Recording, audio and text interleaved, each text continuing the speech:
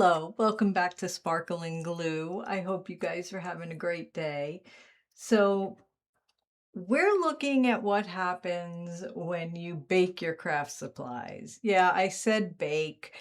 Even my spell check wanted to change it from bake to make, but these are baked.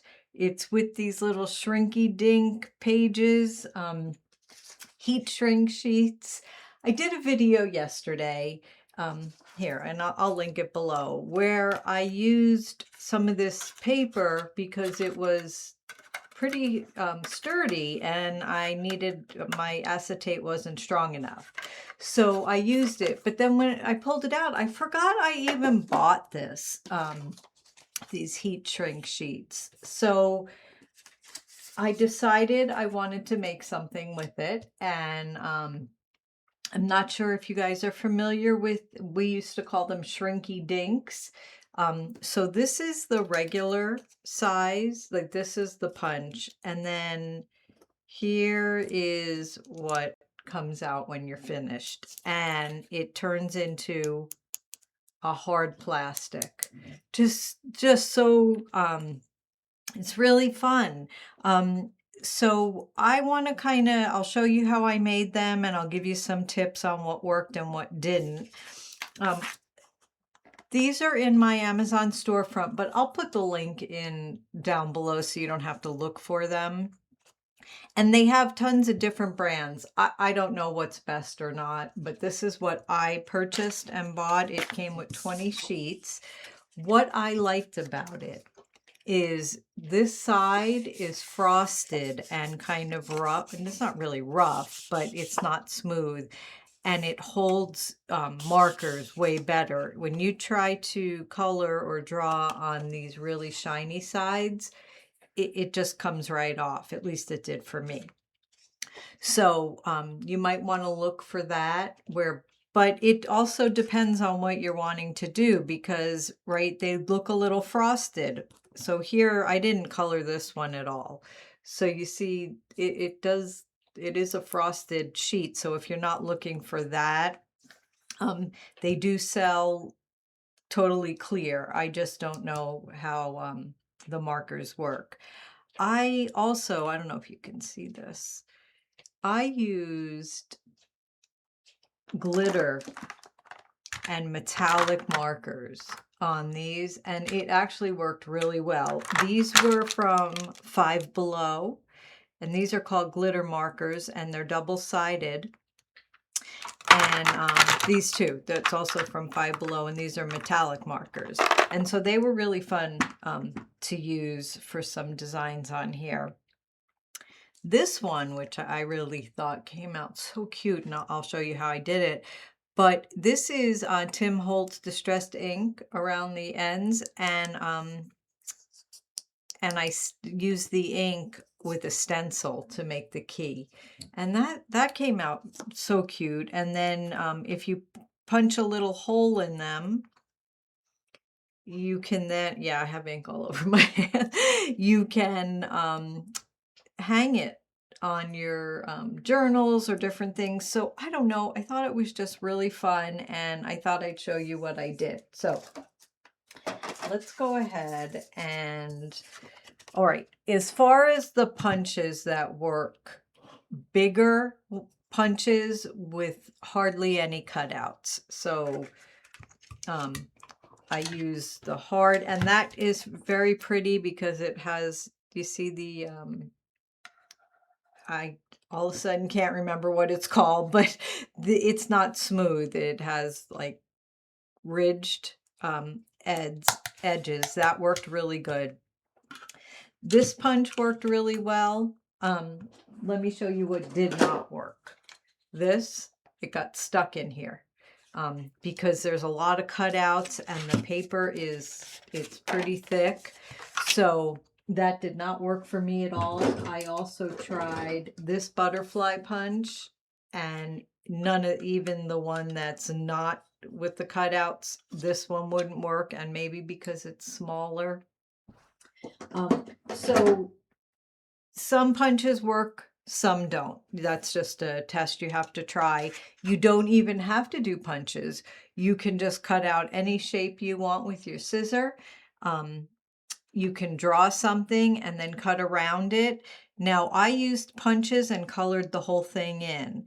So if you're gonna cut around it, color the, all the way up to the line, or because it's gonna, or if, unless you want a border, really just play with it. Oh, these are so cute. These are little buttons from a button punch, but it didn't, I don't know what, oh, here it is. And I love them, but, and if I can find where I put my button punch, I'll show you. So this is the button punch, and I really like it. It didn't work very well. It was really hard to get it through, and then they stuck. So unfortunately, I won't be making more of those, but I love them, and they're hard, so they're like a real little button. And I think that would look so cute glued onto a journal. All right, so we'll do the butterfly first. So just take your punch.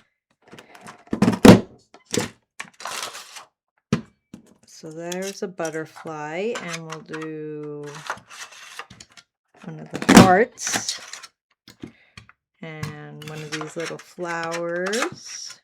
Okay. All right. And then I cut a couple of just rectangles out.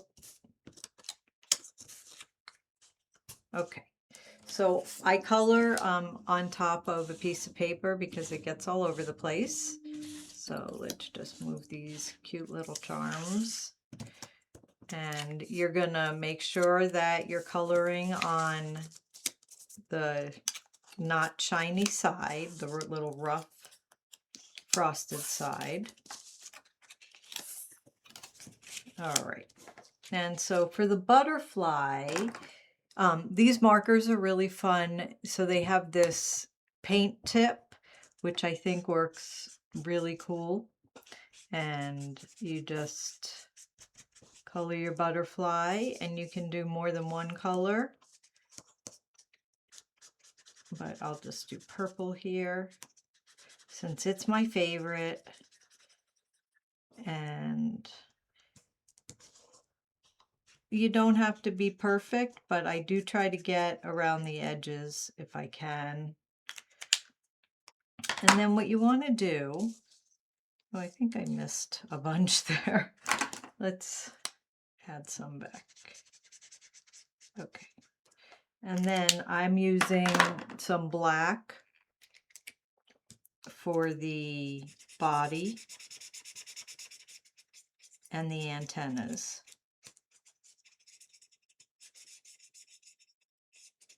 And then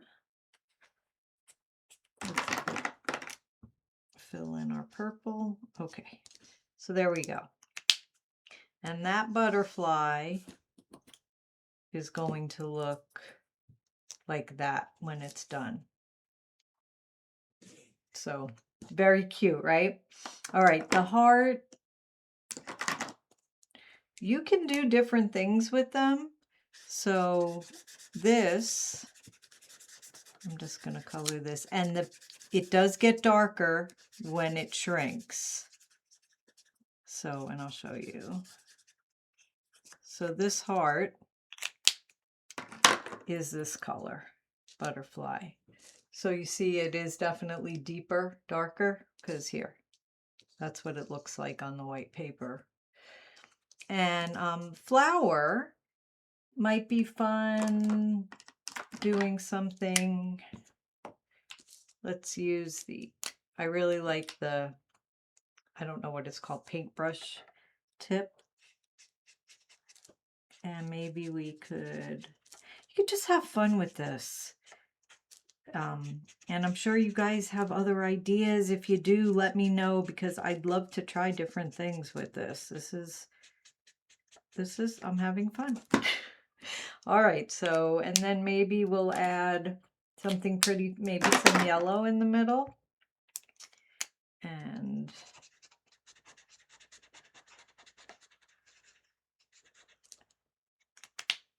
then if you want, you can blend a little bit of the colors in. I don't know how it'll come out, but you don't know until you shrink them. All right. And then as far as, and then I didn't, oh yeah, well, I have a little tiny dot of yellow in the middle, but that's that flower. And then for the key. So I have this new punch, it's called a snub punch. And here, I'll show you. It just punches out the corners like this, but you certainly could cut them. And I have this little stencil. It's a key.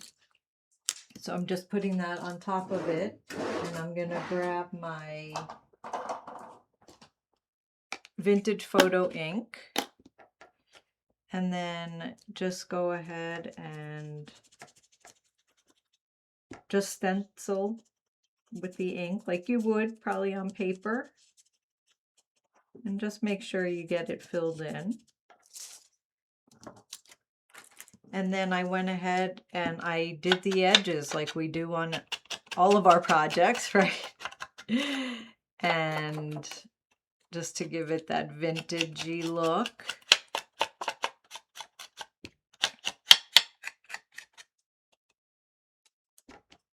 And it obviously doesn't come out the same way it does on paper, but there you go.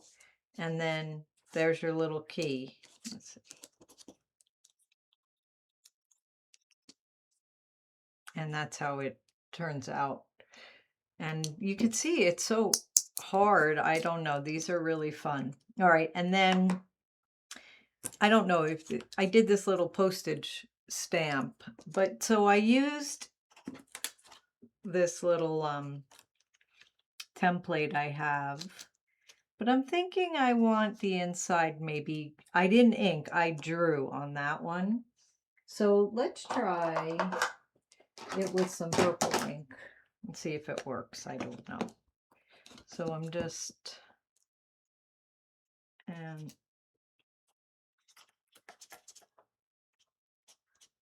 it moved.